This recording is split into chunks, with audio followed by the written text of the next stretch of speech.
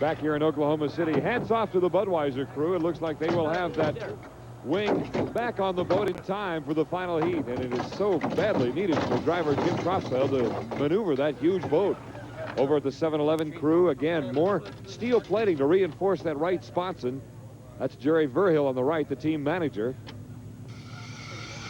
Jim Lucero putting on that new rudder and grinding on it for the Miller American, getting it dialed in for driver Chip Hanauer. And, of course, Chip will not have time to test that rudder, so he'll have to be rather cautious going into the final. Steve Reynolds about ready to go out in his turbine boat. Scott Pierce, Executone telephones. The 7-Eleven will give chase to the Miller American.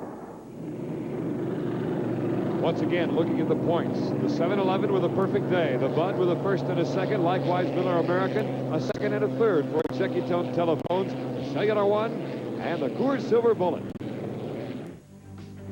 A final look at the men competing in today's finale. Mitch Evans in his first final ever. Young driver on the up and up. Todd Yarling in the Jackie Cooper Cellular One. Very, very consistent today. Scott Pierce, second in national points. Needs points badly in this final to keep pace with the Miller and the 7-Eleven and the Budweiser. Chip Hanauer on top of the mountain in the Miller American. Hoping to get another victory today. Would be 4 straight with a final. Jim Crossfeld, the winner up in Syracuse, still in the hunt for national points. Steve Reynolds and the 7-Eleven needs a victory here to cut away at that national point lead of the Miller. From behind the trees, here they come. 6 seconds, 5 seconds. The start is absolutely critical when you have all 6 hot boats competing in the final. There's the gun, and here we go with the final in Oklahoma.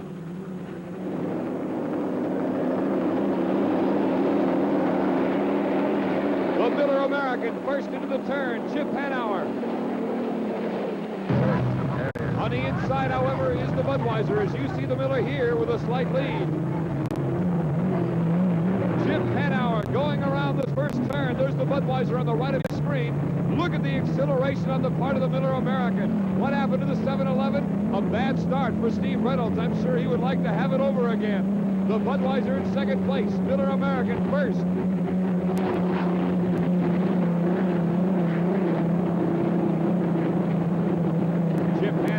After victory number 4 in a row, 5 out of the last 6 races in 1985.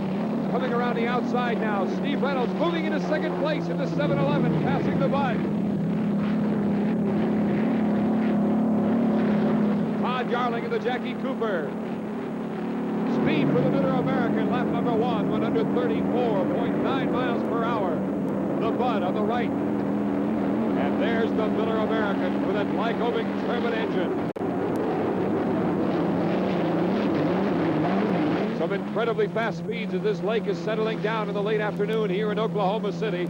First ever unlimited hydroplane race in this state, and they're getting quite a show. A race for second and third. 7-Eleven on the left, Budweiser on the right with Jim Crossfeld. Crossfeld knows he doesn't have the chute speed here to compete with the turbine, but it's plain old driver savvy that's keeping him in here, and he's doing a great job. You saw the Executone telephone back in 4th place, but in first is this man, the Miller American, and Chip Hanauer out of Seattle, the 30-year-old. Steve Reynolds, 38 years old, in second place. A wide shot perspective giving you some idea of the lead for the Miller American. This is the 7-Eleven and Steve Reynolds, third place to the Budweiser. Jim Crossfeld trying to get a victory for Bernie Little, who has 52 victories throughout his racing career. Executone telephone, second in national points. And back to the Miller American. Speed 135.5 miles per hour for Chip Hanauer. He qualified at 135. Chip, who joined the Muncie Lucero racing team back in 1982 when it was originally called the Atlas Van Lines team. Their first year under the Miller American colors, and you see the Budweiser go by in third place. Second place still, Steve Reynolds and the Miss 7-Eleven out of Seattle. Scotty Pierce settling down in 4th place. Todd Yarling and the Jackie Cooper Cellular One in 5th. The Miller American totally oblivious to the choppy water there in the north turn as he comes down the main straightaway. Chip Hanauer speed again, 134 miles per hour. And remember, he's driving with that bad rudder. The 711, look out, the turbine engine has exploded. Steve Reynolds appears to be all right, but the boat is going dead in the water. The 711 blowing out the hot section, it appears, on this 711 turbine engine. You see some flame in there. Steve waving that he is all right, but a lot of smoke coming out of that engine chamber. The blades of the turbine engine appear to be totally disintegrated. They're gone. You can see the huge hole in there as the Budweiser goes by. Reynolds getting out of the cockpit, now examining the damage. He may need some assistance. He will probably, yes, now he is pushing the fire extinguisher system that will flood the engine chamber. Still examining. He's jumping in. All right, that means he needs immediate assistance. The race will be stopped. The red flag is out. The players have been shot.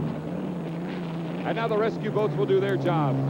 Reynolds trying to swim away from the boat in case of any possible explosion. The boats were on their 5th lap. Officials now trying to determine if the race will be considered completed.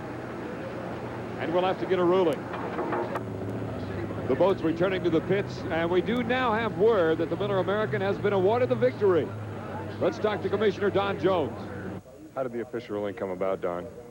Well, in the Miami meetings during the wintertime, we were able to bring the rule in line with those of the heat finishes, and basically it says that if the lead boat has completed 3 laps and an accident occurs or a driver goes into the water, the heat and or final heat will be declared a completed race.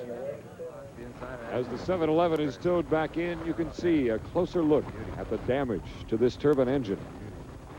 On a happier note, let's hear from the victor, Chip Hanauer. Congratulations, officially. Thank you. It was, I'm just flat out of energy. It would have been hard for me physically to run another lap. The last heat took it all out of me. We bent the rudder, and it was all I could do to finish. And then this time we put a new rudder on. It was real stiff, and it just took what energy I had left. So I was throwing down candy bars trying to get some energy. You did awfully well during the start, I thought. You got the inside, and you held on to your lead. Yeah, we did what we wanted to do. We really didn't show very much in the second heat. And I think we lulled them to sleep a little bit. I like they could take us. And we knew we were tougher than that. And everybody just did a good job again. Well, some of the shine may be taken off, not knowing if you'd won or not, but you have. Congratulations. Number 18. What is that? That's 5 out of 6, 4 straight, right? Yeah, it shine's not off. We, as long as the check doesn't bounce, the shine doesn't come off. Congrats again, Chip. Thank you, Don, very much. Joy in the Miller camp and a great deal of concern in the 711 camp. Here are the final results for the day and total points for each boat. Good day for the Miller American.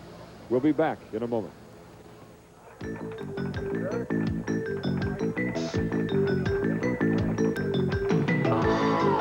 Miller American goes on to get another victory. That is 4 straight for them, 5 out of 6. They're really performing well. The turbines are performing well. I think Steve Reynolds had a great day with 2 straight victories. Of course, having the unfortunate fire in the hot section in the final, but he'll be heard from. And I think that the people of Oklahoma City on Lake Overholser for this race, their first ever, I think they have to be impressed. And the national championship will be up for grabs come San Diego in about 3 weeks. For Jim Henrik, I'm Don Poyer. So long from the great state of Oklahoma and Lake Overholser. So long, everybody. Air transportation has been provided by Continental Airlines, the official carriers of unlimited hydroplane racing. A promotional fee has been paid by Hertz Penske Truck Rentals. Scuba diving equipment has been provided by Nemrod, the official suppliers to the Unlimited Racing Commission. The Oklahoma City Thunderboat Classic has been brought to you by Ford and your local Ford dealer, and by Walker Muffler, featuring the Advantage Muffler. It puts rust at a disadvantage. Keep up to date with the Unlimiteds by calling the URC hotline, 1-900-410-5500. If you wish to purchase a VHS video cassette of this program, send a check or money order for $19.95 to the Unlimited Racing Commission, 901 Occidental South, Seattle, Washington, 98134.